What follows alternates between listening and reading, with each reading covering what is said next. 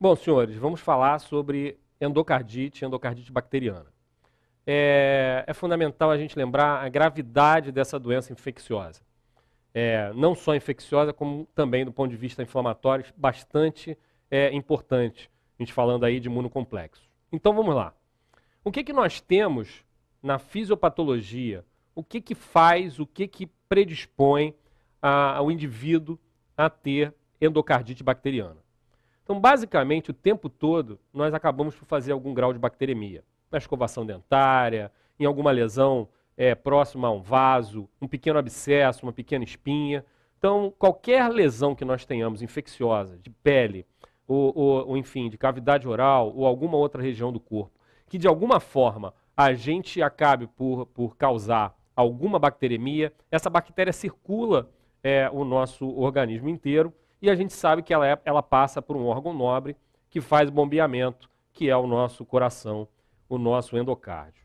Então, basicamente, o que a gente tem? O que é que facilita essa bactéria, ou enfim, esse germe, a contaminar, ou enfim, acabar por infectar o endocárdio ou a válvula cardíaca?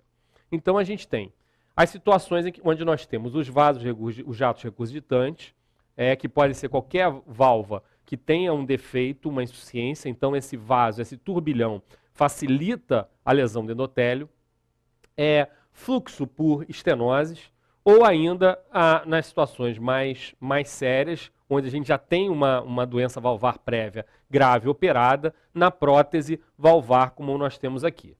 Então, esse endotélio fica o tempo todo recebendo um trauma relacionado a esse jato regurgitante, essa função desviada da válvula, onde ela trabalha de forma errônea. Outra lesão também pode ser causada pelo uso de catéter, ou seja, o catéter que adentra a câmara cardíaca, ele leva a uma lesão por ação direta do catéter no endocárdio, facilitando então a evolução fisiopatológica da endocardite bacteriana. Bom, então vamos lá.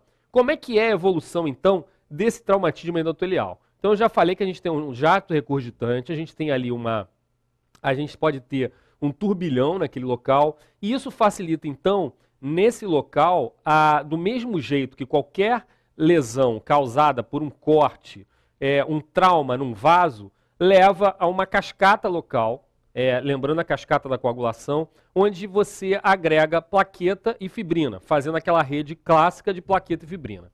E a partir daí, então, a gente tem o que a gente chama de endocardite trombótica não bacteriana. O que é isso? É essa pequena formação, essa primeira pequena conformação que vai cobrir essa região lesionada, levando então a esse pequeno coágulo nesse local. E o que é que modifica isso? O que acaba por modificar isso? É a bacteremia, ou seja, um número X de bactérias, como a gente vê aqui, chega nesse local e acaba por colar neste local lesionado, nesse local em que já tem um substrato ali de plaqueta e fibrina, levando a um começo ali da lesão relacionada à bactéria e à própria endocardite em si. Ou seja, a bactéria cola ali. Então começa o processo de endocardite bacteriana. E após isso, claro, esse local mantém-se inflamado, facilitando inclusive a embolização sistêmica desses complexos, tanto imunológicos, como também embolia da própria bactéria para outros sítios do nosso corpo. Então, assim, quando você pensa em endocardite bacteriana, você tem que pensar que você está diante de uma situação infecciosa, inflamatória, de altíssimo risco. Você pode ter êmbolo bacteriano, por exemplo, do lado direito, embolizando para pulmão, do lado esquerdo, embolizando para rim, embolizando, enfim, para a periferia. E isso nós vamos ver durante a aula. Mas é importante lembrar a gravidade da doença, já que nós temos um substrato específico, que é a lesão, geralmente relacionado, então, a uma lesão prévia do próprio coração, da própria válvula, e, além de tudo, a chegada de um agente infeccioso ali colando nessa estrutura e causando tudo que a gente vai ver a seguir. Bom, muito bem. E quem são esses germes? Quem são esses agentes que causam a endocardite bacteriana? Então a gente vai estudar cada um deles. Vamos lá. Na endocardite, então, na endocardite aguda, de válvula nativa, qual é o germe que é mais ávido a isso? É o coco gram positivo, Staphylococcus aureus. Por quê? Porque é um germe que comumente é extremamente virulento. Qualquer bacteremia por Staphylococcus aureus aumenta importantemente o risco de endocardite bacteriana. É comum, às vezes, a gente ver lesões relacionadas, por exemplo, vou dar um exemplo claro, de fístulas arteriovenosas relacionadas à diálise. O doente que faz fístula para diálise muitas vezes faz um quadro infeccioso local e esse quadro infeccioso simula o quadro de endocardite, soltando bactéria de pele, a infecção local dali daquela fístula para várias regiões e podendo causar infestação, infecção de válvula nativa. E aí, além do Staphylococcus, a gente tem que falar do enterococo e do pneumococo. Agora, existe uma situação mais específica e mais grave, que é o usuário de droga endovenosa.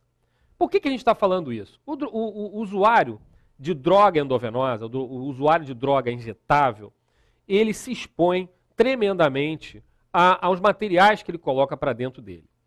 Então, o que a gente encontra no usuário de droga endovenosa? A gente encontra uma substância extremamente agressiva. Muitas vezes essa pasta, por exemplo, da droga, ela é misturada com outras substâncias, com coisas, assim, eu diria que são agentes externos, muitas vezes até pó de mármore. Às vezes os traficantes misturam, às vezes até cefalotina, né? Melhor, cefalexina triturada, para poder fazer o aumento desse pó, da cocaína, no caso, nós estamos falando. E todo esse material, ele adentra ao vaso, ele acaba por causar lesão também por essa porosidade, por essas substâncias tóxicas, essas substâncias invasoras. Junto com isso, geralmente vem esse pó infectado, até pela baixa qualidade, pela baixa preocupação com a antisepsia que esse drogado vem. E qual é a primeira situação e qual é a primeira válvula a ser atingida do ponto de vista de válvula nativa quando o drogado faz a injeção da droga? É a válvula tricúspide, já que o lado direito recolhe todo o sangue venoso e essas bactérias e essa sujeira e esses agentes externos acabam por cair primeiramente na válvula tricúspide, que não precisa necessariamente ter lesão, até porque a quantidade de germe injetado, muitas vezes pela baixa qualidade, enfim, pela baixa preocupação com a antisepsia, é enorme. Então a quantidade de bactérias é muito grande. E a gente sabe que o estáfilo é extremamente virulento. E não podemos esquecer que o estáfilo MRSA também pode acometer, já que nós estamos diante de uma situação extremamente contaminada. Então, e o estáfilo MRSA não deixa de ser menos virulento, pelo contrário, ele costuma ser até muitas vezes mais virulento. E aí a gente tem que pensar que o doente que faz uso de droga endovenosa, ele apresenta uma cascata de situações até muito mais graves, como aquilo que eu já falei anteriormente, ou seja, a quantidade de germes que consegue atingir a válvula tricúspide é enorme e muitas vezes essa vegetação começa a embolizar para o pulmão, fazendo focos pneumônicos disseminados. Então o doente que apresenta, o doente usuário de droga endovenosa, que se apresenta com quadro pneumônico, com vários êmbolos bacterianos disseminados pelo pulmão, a gente não pode esquecer que esse doente pode estar fazendo uma endocardite bacteriana de válvula tricúspide e, num termo bem chulo, chuveirando êmbolos de complexo bacteriano para dentro do pulmão, para a árvore brônquica, para a árvore circulatória pulmonar, disseminando aquele quadro pneumônico por vários sítios pulmonares. Então, essa é uma situação extremamente grave. Vamos lá. Com relação à endocardite válvula nativa, nós temos ainda a endocardite subaguda. A endocardite subaguda ela é causada pelos streptococcus do grupo Viridans, um streptococcus alfa-hemolítico, e que também acomete da mesma forma, com predisposição à infecção, que também acaba por acometer as válvulas nativas. Qual é o grande pulo do gato? Quer dizer, esses streptococcus, o sangue, o mutans, o MIT-O, o intermédios, eles acabam por contaminar a válvula e muitas vezes essa lesão é a lesão do dia a dia, é a lesão da escovação dentária. Ali a gente está falando de streptococcus mutans. Então eles são bombeados, qualquer sangramento gengival, eles são bombeados constantemente. E aí facilita-se a infecção da válvula por conta dessa bacteremia constante em cada escovação de dente. A pessoa faz a escovação dentária com muita eficiência, ou às vezes até um pouco mais exagerada, e acaba causando bacteremia, isso no dia a dia. aumentando aos poucos a chance de fazer a infecção endocardite bacteriana. Mas lembrar muito bem que a gente precisa de fator predisponente. Todo mundo acaba por fazer alguma bacteremia e a gente não faz endocardite. Não é uma infecção tão frequente assim. Por quê? Porque precisa de um substrato fisiopatológico para levar a esse quadro infeccioso. Muito bem. Quais são os outros germes que também causam endocardite subaguda? Essa classificação é uma classificação assim, um pouco, tem um pouco de limitação do ponto de vista nosológico, mas nós estamos falando basicamente de válvula nativa com dois germes clássicos, o Staphylococcus aureus e o Streptococcus alfa-hemolítico do grupo Viridans. O Streptococcus bovis, que é um outro agente que também pode causar endocardite subaguda, a gente não pode deixar de ressaltar que quando você encontra uma endocardite bacteriana em válvula nativa por Streptococcus bovis, a gente lembra que esse germe vem do tubo digestivo, isso pode indicar que esse doente tem alguma translocação, alguma doença local no tubo digestivo, geralmente relacionada à neoplasia do tubo digestivo, alguma doença colônica que facilita a embolização do Streptococcus bovis. Então, não esquecer de investigar se o doente apresentar na sua hemocultura, no diagnóstico de endocardite bacteriana, o Streptococcus bovis, a gente tem que levar o doente para a colonoscopia para investigar uma possível lesão colônica. O Enterococcus fecalis é outro germe que também pode acometer do ponto de vista subagudo. Vamos agora, então, às endocardites de válvula protética. Ou seja, o doente já foi operado, o doente já tem uma prótese valvar, já por alguma doença, o que facilita um pouco mais. Então, qual é o germe que habitualmente infecta a válvula protética? É o Staphylococcus epidermidis. Então, é um germe que facilmente adentra também a pele, por qualquer situação específica de ferida, fazendo bacteremia e infectando a válvula protética. O Staphylococcus aureus vem logo a seguir, e a gente não pode esquecer que os outros gram-negativos entéricos e fungos também podem acometer as válvulas protéticas. Por quê? Porque a válvula protética ela não tem a mesma estrutura, a região já é diferente, a região já tem um fluxo sanguíneo diferenciado pelo próprio tipo de válvula, dependendo da posição, e aumenta nitidamente o risco. Às vezes você tem pequenos escapes inclusive de regurgitação, por conta de alterações dessa válvula. A válvula não é, claro, no nosso tecido, o doente tem, às vezes, em algum grau de lesão mantida por conta dessa situação anterior, patológica, facilitando importantemente a infecção pelos germes que a gente descreveu. Bom, uma coisa importante da gente falar, como uma exclamação, e por isso está aí colocado em vermelho, é o seguinte, que do ponto de vista de válvula protética, essa situação que nós estamos falando aqui, ela basicamente acontece geralmente em torno, até no máximo, 1 ano. Ou seja, depois que essa válvula está adaptada, por mais de 1 ano, a gente passa a ter o mesmo risco, ou os mesmos riscos, da infecção de uma válvula nativa. Então, não esquecer que esses germes acometem o doente principalmente até 1 ano após a cirurgia. Além de 1 ano da cirurgia, por haver esse trauma cirúrgico, após 1 ano da cirurgia, a gente passa a ter a mesma situação clínica do ponto de vista de germe das válvulas nativas, como eu falei anteriormente. Muito bem.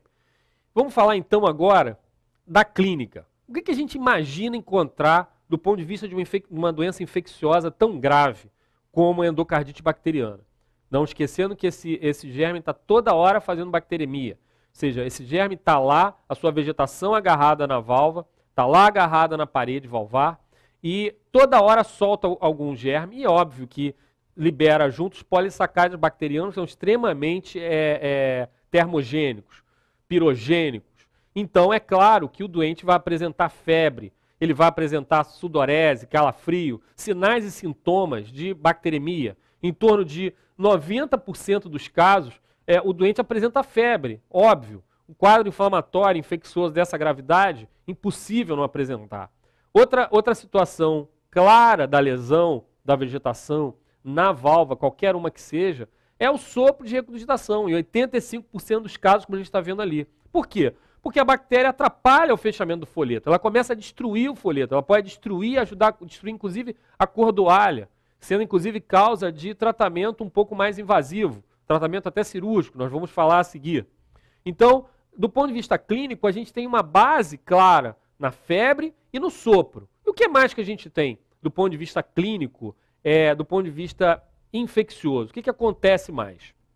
Então, a gente tem os fenômenos embólicos, do ponto de vista bacteriano, e aí tanto para a direita como para a esquerda, e nós temos os fenômenos imunológicos, a liberação de imunocomplexos para a periferia, levando a algumas situações específicas que nós vamos descrever logo a seguir. Então, a gente não pode esquecer que a base clássica da clínica é o quadro febril. A febre de longa duração, a febre crônica, o doente que tem um estado febril arrastado, de alta temperatura muitas vezes, a gente não pode deixar de lembrar de endocardite bacteriana. É uma das doenças que a gente não pode esquecer, que dá febre, e que dá febre às vezes de origem obscura, entre aspas, é endocardite bacteriana.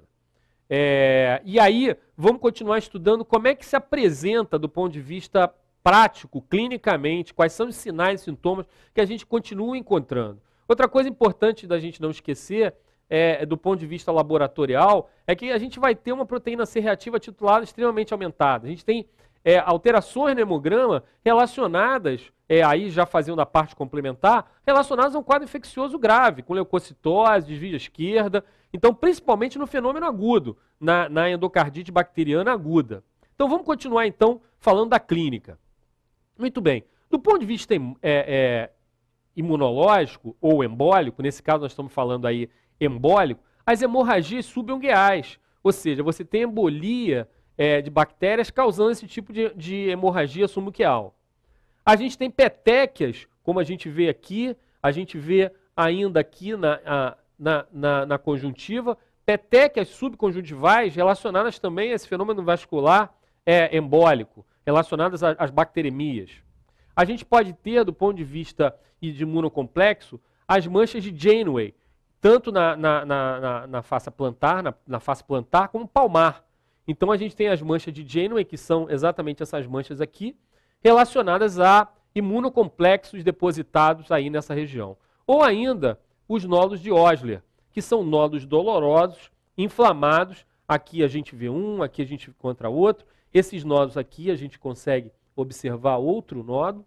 E esses nódulos são exatamente relacionados também a esse processo infeccioso, na realidade muito mais inflamatório, de imunocomplexo, que pegam o candelabro desse capilar que chega na epiderme, levando esse quadro nodular como se fosse uma reação a esse imunocomplexo no local. Como a gente pode ter glomerulonefrite, enfim, tudo relacionado a esse êmbolo de imunocomplexos para a periferia, para outras regiões do corpo.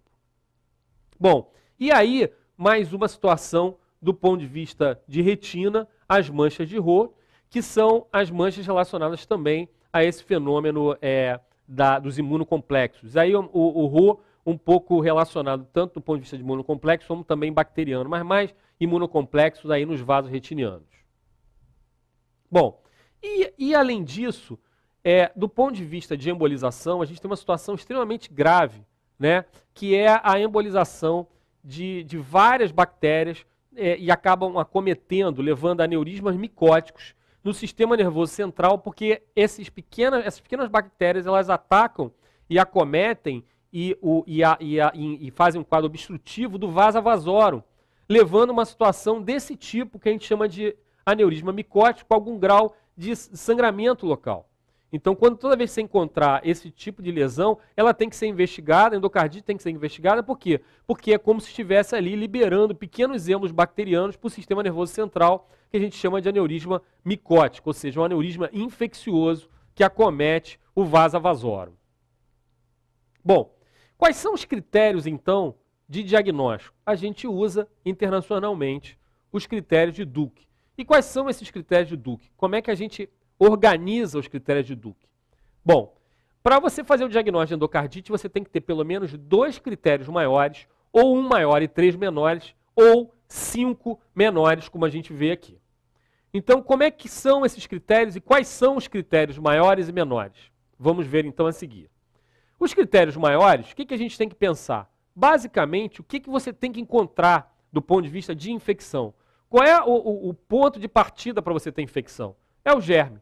Então você tem que ter a hemocultura positiva. Então a hemocultura positiva dos germes típicos, já relacionados anteriores por mim, como eu já falei, o Staphylococcus, o Streptococcus, qualquer um dos germes descritos anteriormente como germes típicos causadores de endocardite, em pelo menos 2 amostras de hemocultura, aí lembrando que nós vamos fazer aquela coleta de pelo menos 3 amostras com intervalo de 20 minutos, se você tiver germe típico de endocardite bacteriana em pelo menos 2 amostras, associado, claro, a outro sinal maior, você tem grande chance de fechar o diagnóstico de endocardite bacteriana. Ou ainda, bacteremia persistente de germe não típico. Ou seja, você tem bacteremia persistente, toda hora você encontra um germe ali, é porque você está insistindo em localizar um germe que está saindo de algum local e embolizando para o restante do corpo. Então você tem que pesquisar endocardite bacteriana e é um critério maior. O que foge um pouquinho disso? Na Coxiella burnetii, vale a sorologia da Coxiella ou vale apenas uma amostra de hemocultura. E aí, claro, como critério maior, envolve o ecocardiograma. Qual é o critério mais importante? Você tem que ter o substrato, você tem que ter a lesão. Então você tem a hemocultura, onde você detecta o germe, e você tem o ecocardiograma, mostrando a lesão, a vegetação, que é dali que está saindo essa embolia bacteriana. É dali que está saindo o quadro infeccioso. É dali que os imunocomplexos estão chuveirando para o restante do corpo.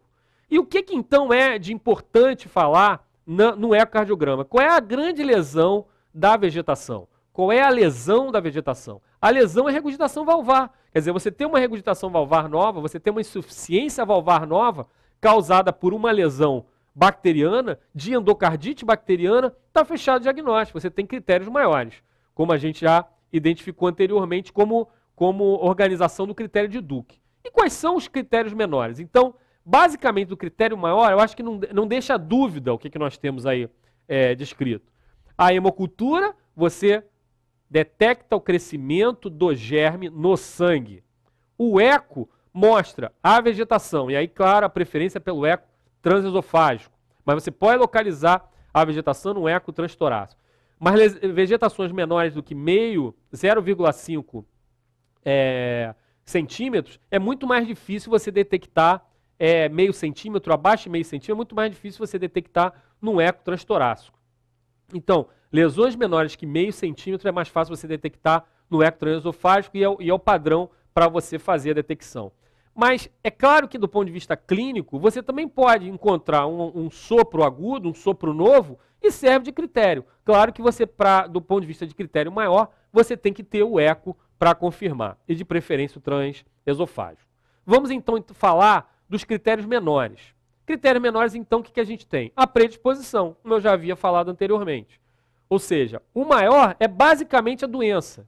O menor são as coisas correlatas. Então, você tem que ter predisposição a fazer endocardite. Qual é a predisposição? Aquilo que eu já falei anteriormente. Você ter válvula protética, você ter a válvula com insuficiência, já com regurgitação prévia, você ter um sopro de regurgitação, você ter uma lesão estenótica causando turbilhão, você ter a lesão do endotélio mantida, levando constantemente a exposição do endotélio vascular, do endotélio cardíaco, a ponto de levar a uma bactéria a se depositar ali. O uso também de droga endovenosa, claro. Febre, como eu já havia falado, que é um fenômeno, um sintoma frequente, maior ou igual a 38 graus centígrados. Febre está sempre frequente na endocardite bacteriana. Claro que nos indivíduos que tenham alguma imunoincompetência, pode ser que você tenha um pouco mais de dificuldade de detectar a febre, mas na maior parte das vezes você tem e é considerado o critério menor. Quais são os outros critérios? Os fenômenos vasculares. Eu já havia descrito a vocês o aneurisma micótico, a hemorragia craniana, as petequias conjuntivais e os nódulos de Janeway. Outros fenômenos que a gente tem são os fenômenos imunológicos, como eu já havia também mostrado a vocês, as manchas de Roux, a glomerulonefrite difusa aguda, os nódulos de Osler e o fator reumatoide positivo. Do ponto de vista de imunocomplexo, a gente já viu claramente que nas manchas de roto você tem uma mistura da lesão vascular, propriamente dita, com a deposição de imunocomplexo. E isso, então, faz um critério que muitas vezes fica duvidoso. Então, você guarda a mancha de Roux, às vezes, ela se posiciona como vascular, porque são os vasos visíveis que a gente vê na retina, né? E, ao mesmo tempo, como um fenômeno imunológico local, um fenômeno inflamatório por imunocomplexo. E o quinto item é a hemocultura que não preencha um critério maior, ou seja, hemocultura que não chegue a preencher esses critérios descritos anteriormente aqui na nossa aula. Assim, qualquer hemocultura que cresça um germe, ela não cresça mais de 2 amostras, ou não seja persistente, enfim, ou não seja da Coxiella, você vai suspeitar junto com outro critério. E aí a gente volta para os critérios de Duke, fazendo associação dos critérios maiores com os critérios menores. Bom, então vamos lá, vamos ao mais importante. Nós já estamos diante da patologia, nós já estamos diante de uma situação clínica extremamente grave. E qual é o grande desespero nosso? Tratar. Né? O doente precisa evoluir para o tratamento, o doente está chuveirando bactéria para tudo quanto é lado. Se a gente deixar isso, a válvula dele vai continuar sendo destruída, a vegetação vai continuar crescendo e a gente vai tendo os fenômenos cada vez mais graves. Então, do ponto de vista de tratamento da válvula aguda, qual é o germe que nós temos? Staphylococcus aureus. Então, o tratamento vai ser oxacilina e geralmente mais alguma coisa, e nesse caso, a gentamicina, como associação de antibiótico terapia. Então, do ponto de vista de válvula nativa, aí principalmente o Staphylococcus aureus, acometendo aqueles doentes que têm a lesão prévia, e aí o tratamento é basicamente o clássico para estafilococcia, infecção por Staphylococcus aureus com oxacilina e associação magenta. Do ponto de vista de subaguda, o Streptococcus do grupo Viridans, alfa-hemolítico, a gente tem um tratamento então com penicilina G cristalina, mas também gentamicina. E do ponto de vista de válvula protética, como a gente já falou anteriormente, principalmente naqueles casos que a gente está falando abaixo de 1 ano, porque senão se comportariam como a válvula nativa, a válvula protética, então, o Staphylococcus epidermidis, e o tratamento então é vancomicina mais gentamicina. Não esquecendo o seguinte, que você pode ter situações, por exemplo, na doença aguda, que o doente apresenta Staphylococcus MRSA. E a gente pode ter que usar outros agentes antimicrobianos, como a própria daptomicina, que hoje é padrão ouro para o tratamento dos doentes que têm Staphylococcus resistentes e muitas vezes lesões que acometem a válvula protética. Acaba sendo uma indicação principalmente para a válvula protética, não necessariamente só a vancomicina. Bom, e do ponto de vista cirúrgico, o que nos leva a atuar cirurgicamente além do tratamento, claro, antibiótico terápico? O que nos faz migrar para o tratamento cirúrgico? Quais são as definições, as indicações de se fazer o tratamento cirúrgico? Então tá lá.